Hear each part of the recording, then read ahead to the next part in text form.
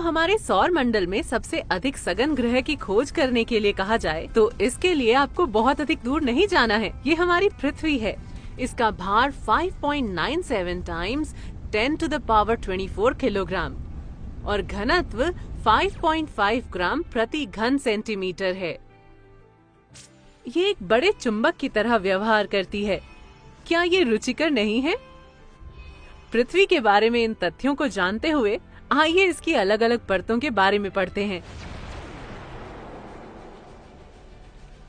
पृथ्वी 3 परतों से बनी है। परपटी, मैंटल और क्रोड।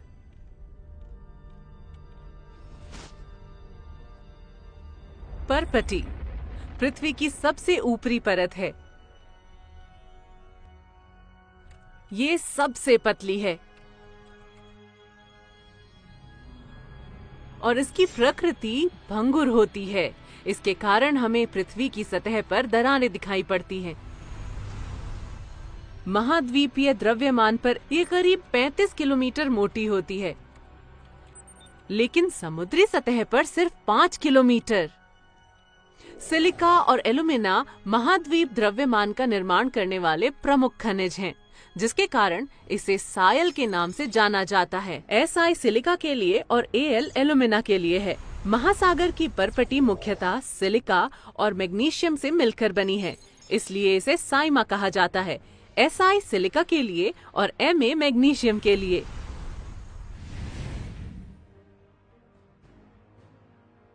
मैंटल परपटी के बिल्कुल नीचे होती है। इसकी मोटाई लगभग 1800 मील या 2900 किलोमीटर होती है, जो 2 परतों में बटी हुई है, ऊपरी मैंटल और निचली मैंटल।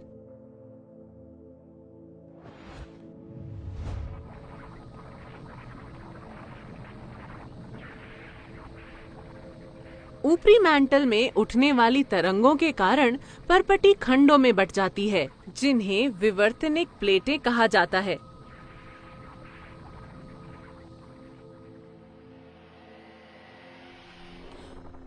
जो धीरे धीरे घूमते हुए आपस में टकराते हैं और पहाड़ या नए समुद्री तल का निर्माण करते हैं।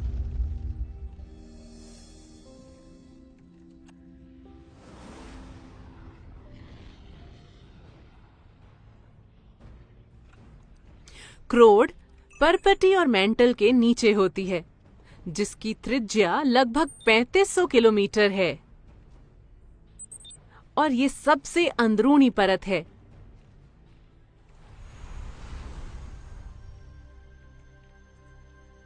क्रोड में 2 परतें होती हैं।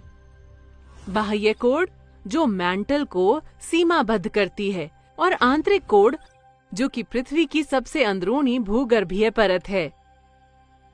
आंतरिक क्रोड और बाह्य क्रोड 2 उप परतें हैं जो क्रोड का निर्माण करती हैं, जहां बाह्य क्रोड द्रव्य अवस्था में जबकि आंतरिक क्रोड ठोस या अर्ध तरल अवस्था में पाई जाती है।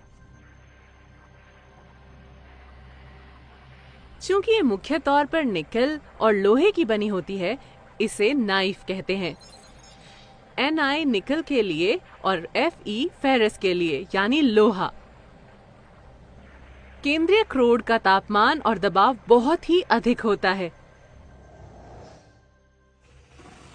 यहाँ एक जानने वाली बात यह भी है कि क्रोड पृथ्वी के आयतन का 15% है। मैंटल पृथ्वी के आयतन का 84% है,